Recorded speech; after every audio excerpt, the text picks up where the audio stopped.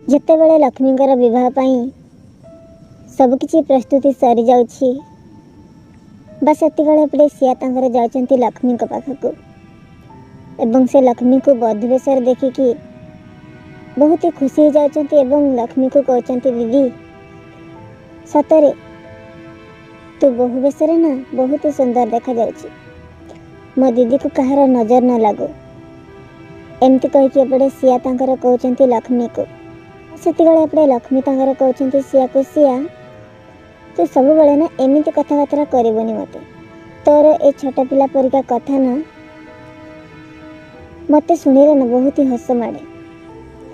ବାସ୍ ସେତିକିବେଳେ ଏପଟେ ସିଆ ତାଙ୍କର ଲକ୍ଷ୍ମୀକୁ କହୁଛନ୍ତି, ହଁ ଦିଦି ତୁ ଏଇଠି ବସିଥା, ମୁଁ ଯାଉଛି, ଆଉ ସବୁକିଛି କାମ ସରିଲା କି ନାହିଁ ମୋତେ ସବୁ ଦେଖିବାକୁ ପଡ଼ିବ। ଏମିତି କହିକି ଏପଟେ ସିଆ ତାଙ୍କର ଚାଲି ଯାଆନ୍ତି। ବାସ୍ ସିଆ ଯେତେବେଳେ ମଣ୍ଡପ ପାଖକୁ ଚାଲି ଆସନ୍ତି ଶୁଣନ୍ତି ବିବାହ ବେଦୀରେ ଜଣେ ବୁଢ଼ା ଲୋକଙ୍କୁ ସେ ବସେଇ ଦେବେ ଆଉ ଜଣେ ବୁଢ଼ା ଲୋକଙ୍କ ସହିତ ଲକ୍ଷ୍ମୀଙ୍କର ବିବାହ କରେଇ ନେବେ, ଯେଉଁଟା ଲକ୍ଷ୍ମୀ ପାଇଁ ବହୁତ ବଡ଼ ଗୋଟିଏ ଧକ୍କା। ସିଆ ଏସବୁ କଥା ଶୁଣିକି ସେ ପୁରାପୁରି ବ୍ୟସ୍ତ ହୋଇପଡ଼ନ୍ତି ଏବଂ କୁହନ୍ତି ମନେ ମନେ ଏବଂ ଚିନ୍ତା କରନ୍ତି, ଏବେ ମୁଁ କ'ଣ କରିବି? ଏତେ କମ୍ ସମୟ ଭିତରେ ମୁଁ ଏସବୁ କଥା କାହାକୁ ଜଣେଇବି?